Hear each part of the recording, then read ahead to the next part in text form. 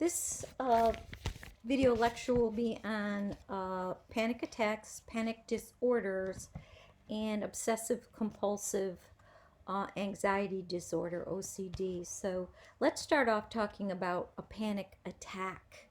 A panic attack is defined as an abrupt experience of intense fear or acute discomfort accompanied by physical symptoms that usually include heart palpitations, chest pain, shortness of breath, and possible dizziness. Very often, people will go into the hospital and they think they're having a heart attack, but in reality, they're having a panic attack. So panic attacks come in two different forms. The first form is expected, which is referred to as cued. In the previous video, I had talked about if you go in an elevator, there's a possibility that, and you have claustrophobia, there's a possibility you may have a panic attack when you're in there. Now, you already know that being in the elevator could promote this panic attack. That would be expected. You have to get on the elevator. There's no other way to get up to the top of the building, and so you do it, and you already know the possibility may happen. The second category is unexpected, uncued. You don't have a clue as to when it will happen next, and the fear of not knowing when an actual panic attack will happen, it will, well, it just creates more anxiety for you. What we're going to do is you end up having panic attacks on a regular basis, and that panic attack becomes a panic disorder. And the panic disorder is uncued panic attacks more than likely because you just don't know when it's going to happen.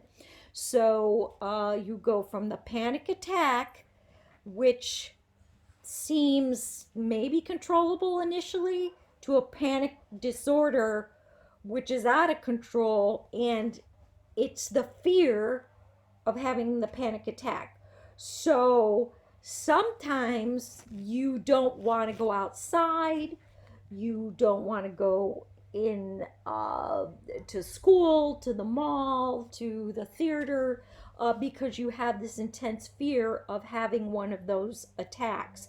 And so you stay away from anything, any activity that will make you feel like you might possibly have an attack. Now, if it gets really, really bad, you might never leave your house at all. And that becomes a separate disorder, agoraphobia. Sometimes people have agoraphobia without a panic disorder, but not as often. Agoraphobia is a separate category within the DSM-5. It strikes women more than men, or at least women are willing to say they have fears and anxiety. Men, there's this whole stereotype men are supposed to be men, and so when they have anxiety, they don't want to admit it, and very often, unfortunately, men will turn to another substance, alcohol or something, to hide the anxiety because they're supposed to be so strong and not experience it. So that becomes very, very difficult. So the onset of panic disorder usually occurs in early adult life from mid-teens to 40s, the median age being 20 to 24. A panic disorder is widespread throughout the world, although it may be expressed differently depending on the culture in which you live in. Panic disorder is prevalent among races in the U.S., but with African Americans, blacks, they can have hypertension along with it. Somatic symptoms of anxiety may be emphasized in third world countries, and somatic symptoms are those bodily symptoms. So that can be, uh, depending on your culture, again, we're an individualistic society versus an Eastern culture, which is collectivist. And so disorders are expressed differently depending on where you live. There is an interesting subset. This could be a very good question, called nocturnal panic. 60% of people who have had panic attacks have stated that they've had a nocturnal panic attack, and they occur most often between 1:30 to 4:30. Sometimes people are afraid to go to sleep, and then they don't want to go to sleep because they're afraid to have a panic attack while they're sleeping. And these panic attacks usually occur during the deep sleep, the delta waves, stages 3 and 4, the slowest waves, the deepest sleep. They start as they're going into deep sleep, and the letting go part, allowing yourself to actually fall deeply in sleep, is what frightens the person with nocturnal panic attacks. So that is very interesting. Causes, genetics, of course, play a role. Some women have excessive concerns over physical ailments that create anxiety, and that can turn into a panic disorder. Learned anxiety. You might learn behavior from your parents. You were raised to have anxiety. It spills down.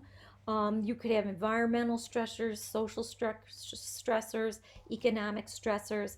8 to 12% of the population has had at least one panic attack at a certain point in time. And treatment, you're going to take SSRIs. They're going to help with your neurotransmitters. You might take Xanax. Uh, you know, it's difficult. It's difficult. And certainly you're going to have to try to do some cognitive behavioral therapy as well. You need to figure out when these are happening. How can you manage them? It is difficult. So it's also interesting to note that teenagers who smoke heavily are more likely to have anxiety and panic attacks than teens who don't smoke as an adult. So if you were a heavy smoker when you were a teen and it gives you anxiety, of course, nicotine is a stimulant, and it just, increases your tension, and you're less likely to have a panic disorder as an adult if you didn't smoke. And the last thing I'm going to say, I'm going to have to create 2 more videos, or at least 1 more, is there's a lot of comorbidity with a panic disorder.